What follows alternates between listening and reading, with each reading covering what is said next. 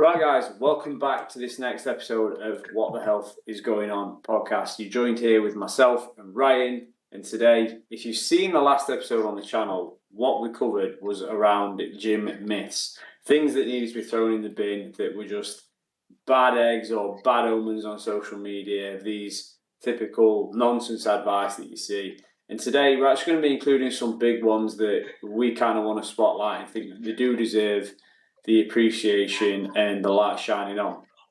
So these are the ones that are worth championing and bringing into your routine or things to follow and live by in terms of a healthy lifestyle approach. And the first one, which I still have this challenge with female clients that I've worked with, is getting them to include or embrace strength training or even training in the gym with progressive overload, because the classic case is they don't want to look bulky. Ladies, I'll just stop you right there and tell you, I am one of them men that's been training for probably 17 years plus, and I'm still not bulky. And I think I train hard, I sleep, I eat my protein. Genetically, I'm not a very big person, but believe me, men chase this their whole life and still struggle to hit it, because our expectations of bulkiness, I guess, is warped from 80s action films with Sylvester Stallone and Arnie. But straight up, you're not going to get bulky. Unless you're taking exogenous hormones, ladies, you will never get bulky from strength training. I mean, from your opinion, Ryan, what would you say to women that still have that kind of thought process or are questioning whether they should be lifting heavier weights in the gym? I have this conversation regularly and have done, multiple times over the years, as I'm sure you obviously have as well.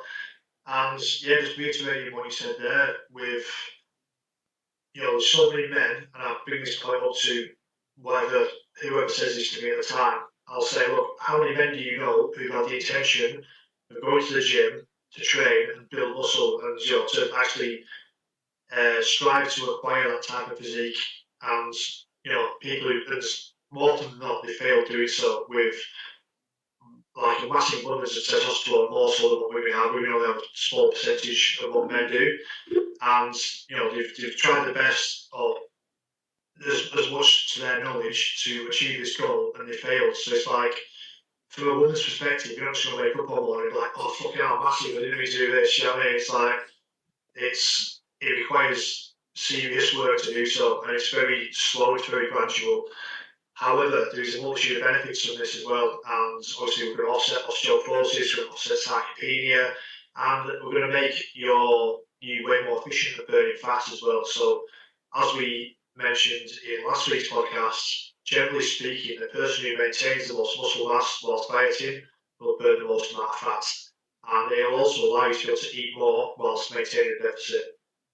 Yeah, for sure. I think that's one thing that a lot of people overlook, is the fact that they probably think the gym is for cardio, and they'll prioritise that cardio aspect for the fat loss, but mitigate or reduce the focus on the strength training. Again, whether it's because of the believing they'll be too bulky, which is absolute nonsense, or thinking that cardio is the better thing for women to be doing from a body recomposition perspective. And it's not the case. Exactly as you said, more muscle tissue, higher BMR, higher basal metabolic rate.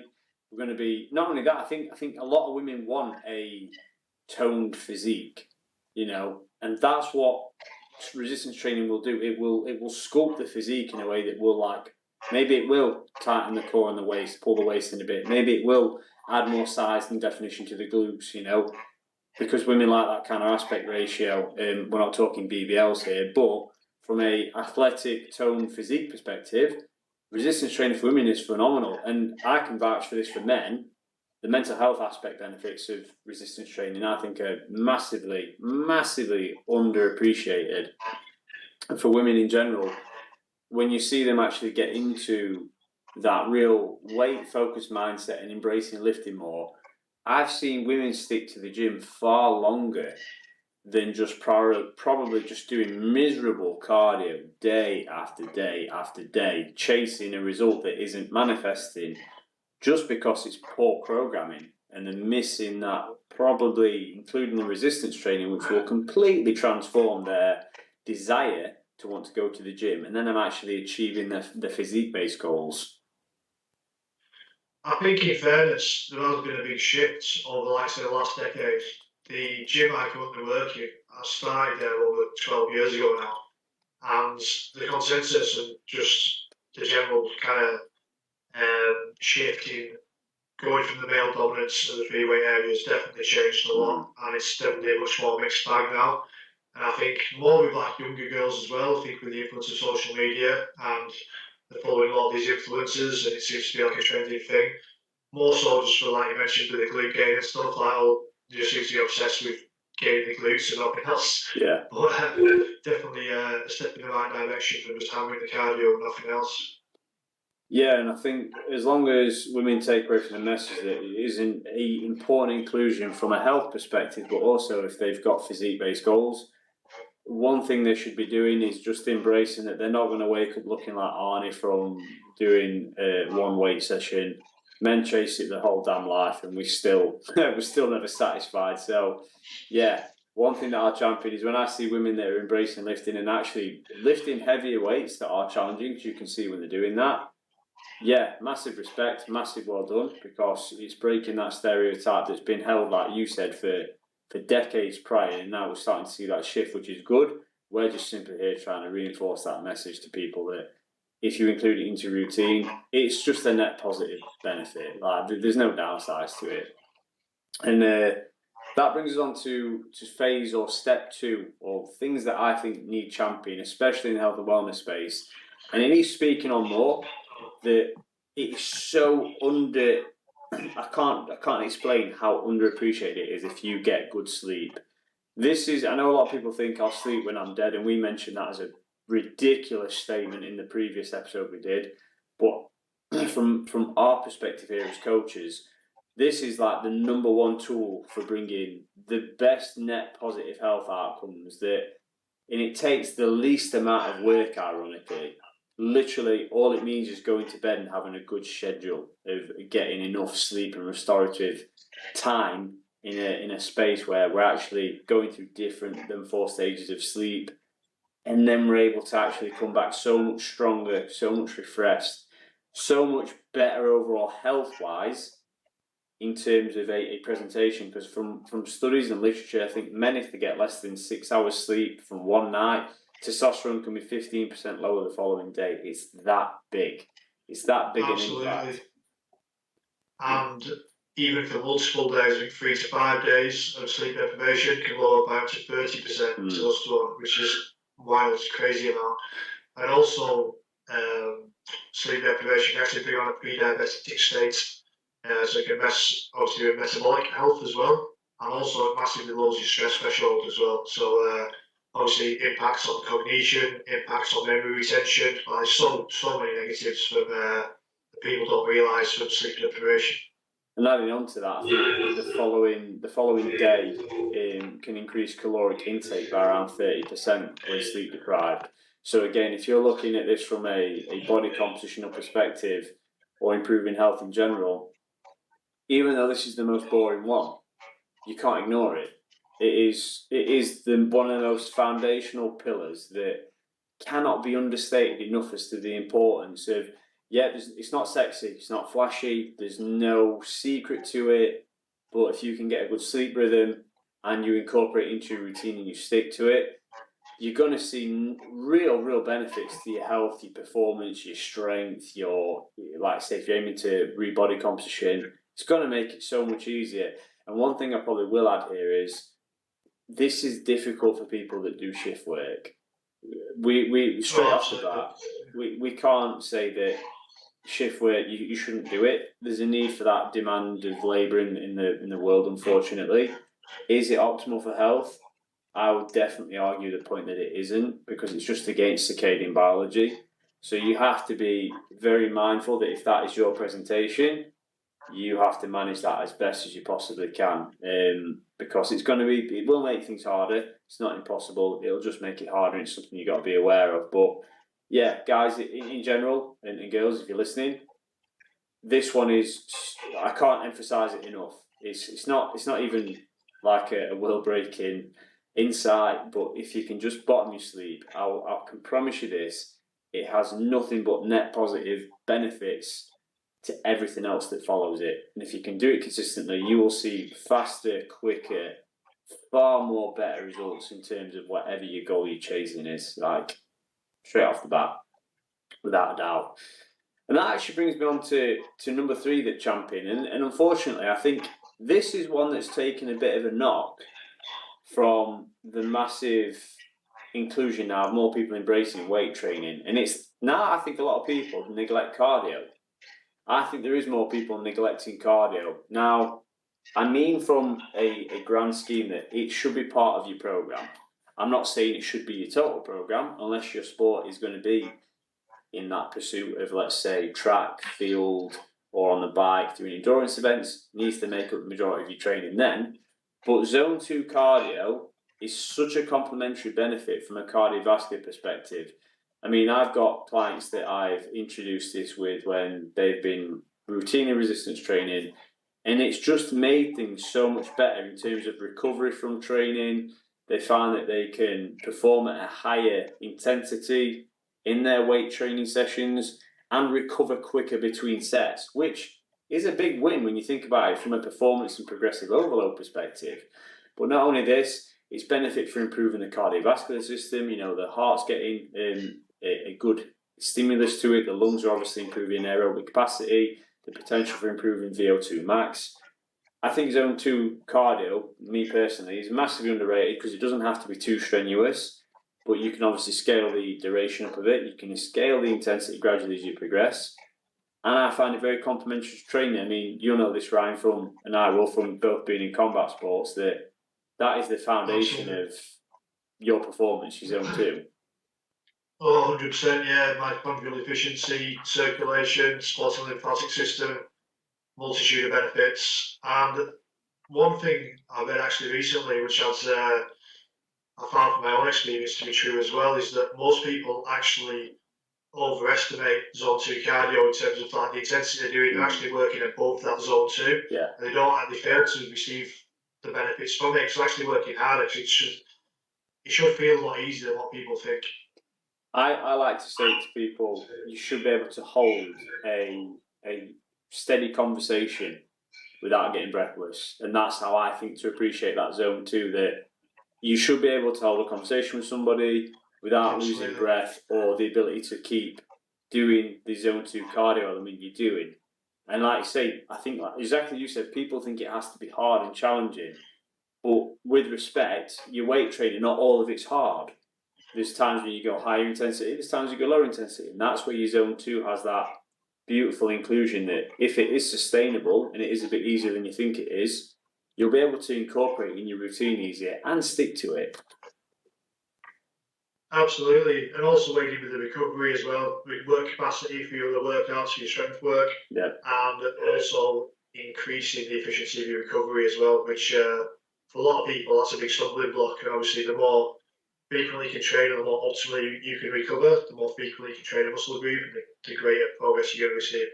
100%. Yeah, it's definitely wise to state to people that, yeah, we champion resistance training and weight training for sure, but don't let that come as a detriment to neglect that zone 2 cardio element, because you never know when you need cardio, right? You never know when you need it. For example, if someone nicks something from your house and you had to change them, it don't matter what you're deadlifting, right?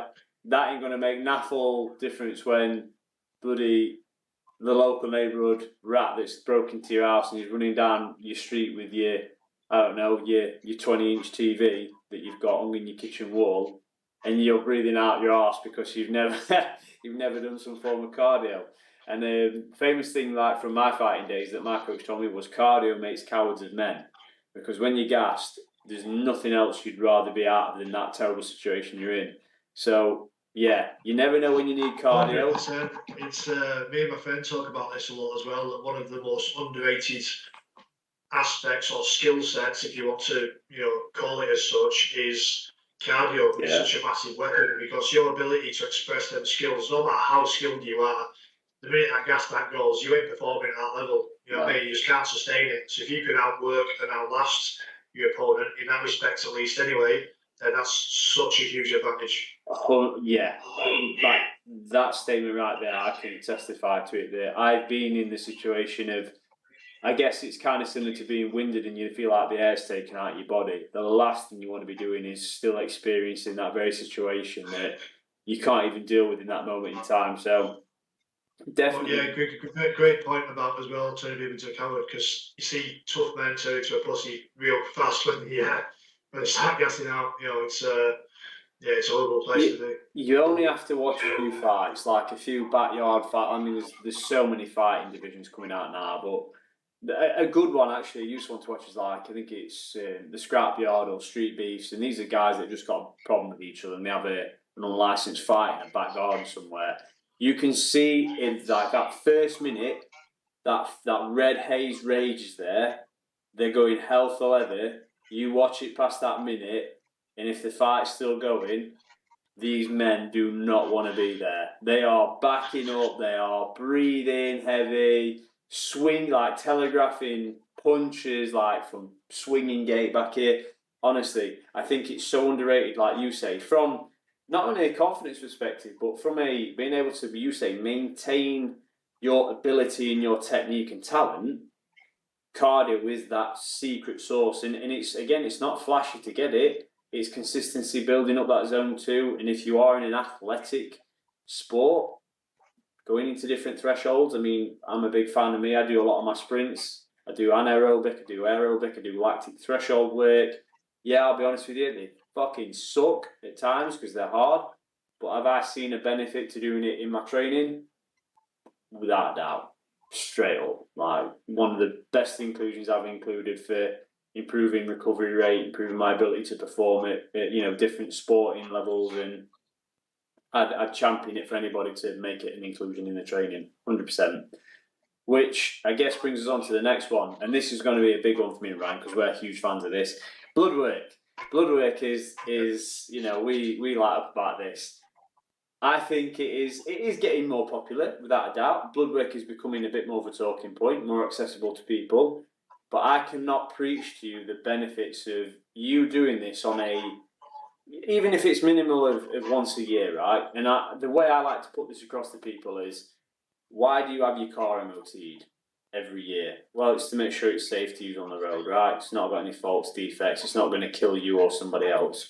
Why do you have your boiler serviced in your home? Yeah, to make sure that it's safe for use. It's not going to blow up in your house. It's not a risk to you and your family, people that you have coming over. Blood work's the exact same thing. It's the exact same, like, body operational testing. So I call it the BOT instead of the MOT for your basically your temple, which is your body, your health. And you can flag things up, and it can find you things where you need to improve, things where you need support, things where you may even need to consult your doctor. For example, I had a chap who had his bloods done recently. Me and Ryan were talking about this prior to the call. Had his bloods done, and his creatine kinase came back at over 2,000. Right, straight refer out. Was totally unaware of it. That's why it's useful. He'd never done his blood work before. Came in and had an assessment. We checked that out. Straight referral to make sure that it's not potentially down to the medication he's taking for his high blood pressure. It just has so many net positives to run it, and you can get insights to your hormone panels, your lipid panel, your complete blood cell count, and how all these pieces interplay when it comes to health, and how you can leverage and improve your presentation with a good analysis and then a protocol moving forward. Blood work is that objective data we combine with subjective data to get you so many more answers than you could ever possibly realise. What do you think, Ralph? Absolutely. Yeah, 100%. There's literally a multitude of things I could talk about with this, as you alluded to there. And I think one of the most important things as well is like having a skilled practitioner to analyse his blood to come up with a plan at the back end, because I do see it being a way more popular practice now. People are getting the bloods done, but then like the information they're getting isn't that valuable to them because they don't know the next step, so they don't understand the functional ranges, they don't understand the patterns, which is very important as well to uncover dysfunction. And then not only that, but how do you effectively treat that going forward as well? So what got me into blood work personally, from my own experience, I was really fascinated by it. I was like, oh yeah, what really blood works, I can see what's going on, all the rest of it. But then what you realise is the blood work is really only a vehicle to discover dysfunction, and the real skill comes from the nutrition, the supplementation, the lifestyle interventions that go alongside it. So it's like, what's your plan, and how do you get from point A to B and restore them markers, which I think is super important. And a lot of people tend to be going to the likes of Medichecks or you've revisited Ramdocs, whoever you use for your blood panel, they're getting the results, but then they don't really know what to do with that information. And this is obviously a plug for myself and Tom, and obviously our expertise in the work we do, but getting someone who is skills at breaking that down and providing them a little bit of information is so important at the back end of it. Yeah, and I'll kind of back onto that with saying the patterns that you mentioned. I think that's a massive point that looking at blood work isn't about looking at certain markers in isolation. And I think that's where a lot of people go wrong. Don't get me wrong, we could say there are markers to look at. I mean, as you mentioned, you had a client recently with white blood cells over 10. We know that that's a straight refer out to doctor just to get it double checked, because that's a single marker. But when we look into the likes of like low stomach acid, we're looking for a hit of at least 3 markers to confirm it. We can't just go off low chloride and go low stomach acid. That's not how it works. And having a practitioner that understands the other synergistic markers that run alongside it to then say, look, this is strengthening that pattern of the 3 markers, even if they're getting 5 markers hitting, awesome, gives us more justification. But then you combine it with that health screening form and you look for signs of protein like malabsorption, like do they have an aversion to red meat? Do they feel heavy after consuming protein? Fantastic. We're now starting to get biofeedback markers that are also showing what bloods are telling us. That's where the practitioner status that me and Ryan both work towards, we both have, what makes the difference. And it gives you such an easier path to create an implementation plan for somebody moving forward. The biofeedback markers part, especially more so, because people just look at their bloods, they don't look at symptomology, or they don't correlate the symptomology or the biofeedback markers. Like you were saying then, if you've got low HDL, there might be like vertical ridges on the fingernails, for example, which should indicate low zinc. And obviously we need HDL for the absorption of zinc, but we also need zinc for the production of HDL. So it's a bit of a catch-22 with that one. And we can look into all these other markers as well. So like, could be like ALP for low zinc, for example, if that's on the low side. We can look at white blood cells, we can look at testosterone even. So yeah, not just looking at the markers in isolation, because all these different systems within the body, they don't work as individual silos. And how you find the conventional system works is to really kind of isolate them like that. So say you've got high liver markers, liver enzymes, like we're just going to treat the liver, but it's like, no, we need to look deeper than that. What's the root cause? Why are these liver markers high? It could be, dysbiosis. You could have like circulating lipopolysaccharides, endotoxemia with leaky gut, for example.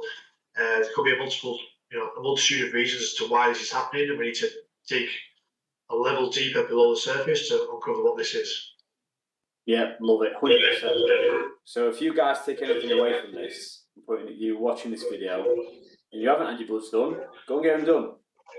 You'll be interested in what you can find out, and then you can run and buy me and Ryan, and you'll be able to get all these little nuggets of wisdom and insight that will come your way. It'll be useful for you, because we find it interesting reading bloods. I love it. I personally find it very interesting. Likewise. And being able to help people then improve their presentation through things they didn't even realise that could be there, or things that they could leverage and pull to improve it in the most supportive way to maintain health.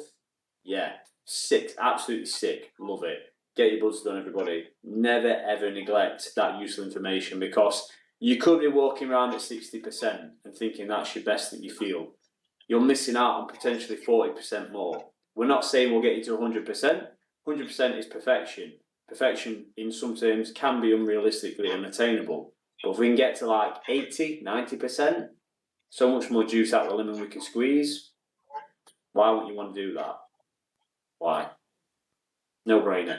So blood work is one of the big ones that we champion, obviously from mine and Ryan's studies, and the fact that we've got certification in it, which has been like one of the biggest blessings to come of diving into the functional health space. And that brings us on to, I think, the next thing that needs to be included. And I'm actually seeing this now.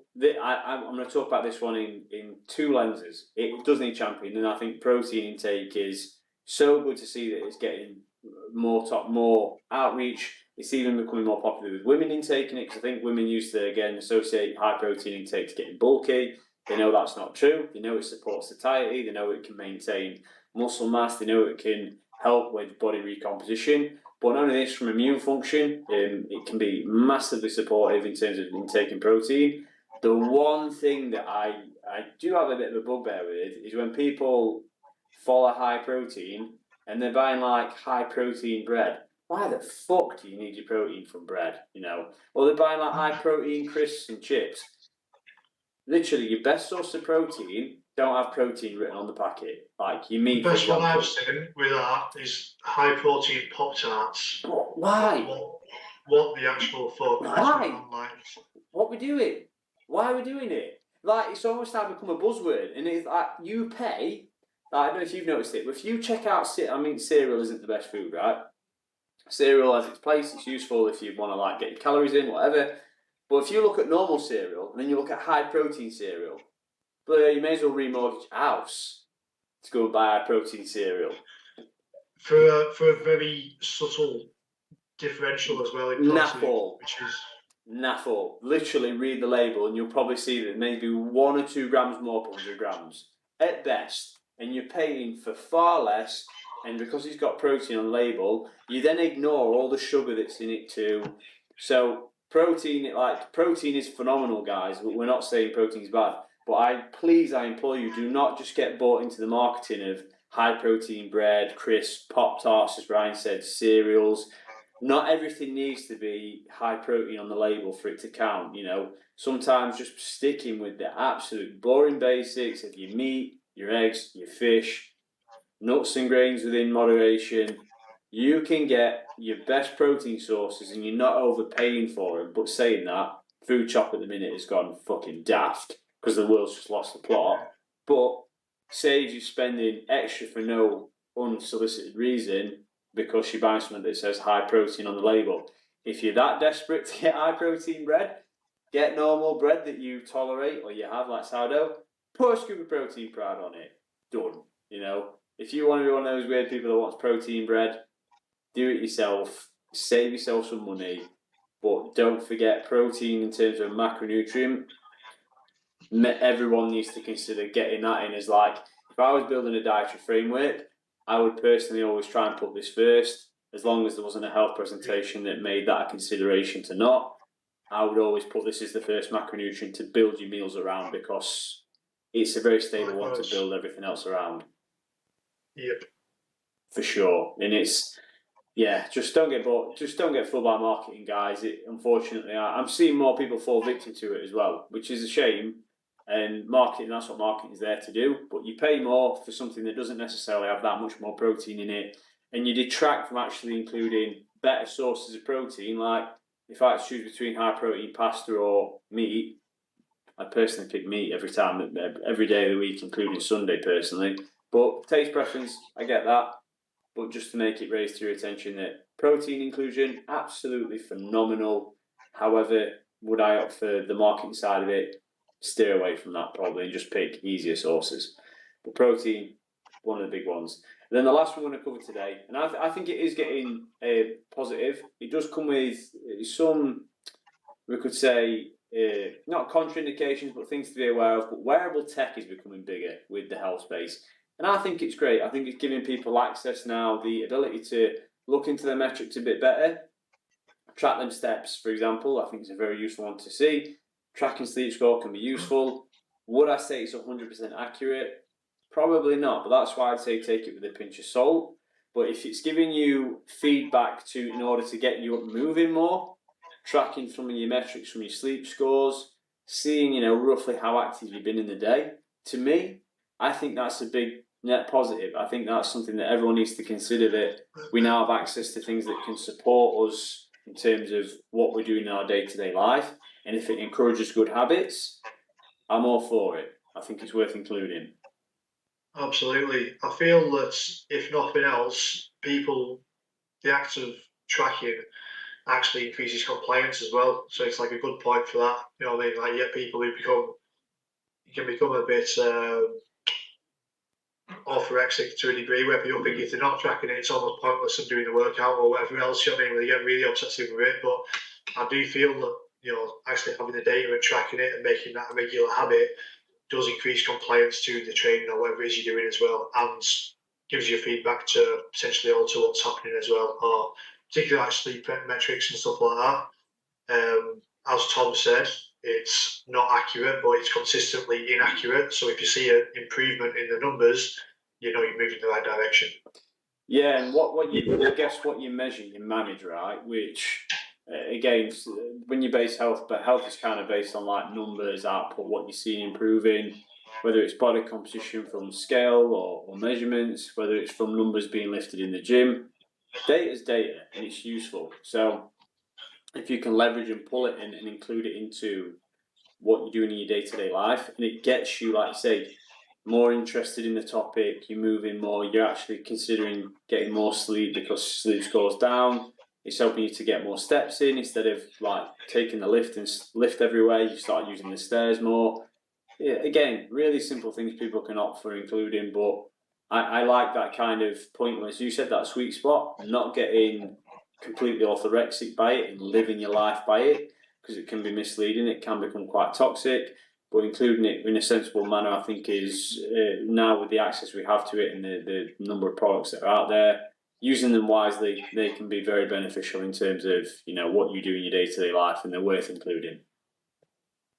And I think, guys, that's the last one for today. So we've touched on some big things that we're key on championing. I'm sure there's going to be more come out in the future in different episodes that we will touch back on. Certainly had a lot of fun talking about this because there's been some good talking points. And yeah, we'd love to know your thoughts. If you haven't liked, share, comment below, subscribe to the channel because we're going to be having more conversations like this moving forward. And yeah, until then, guys, thank you for tuning in, and we will catch you on the next episode. Speak soon, Ryan.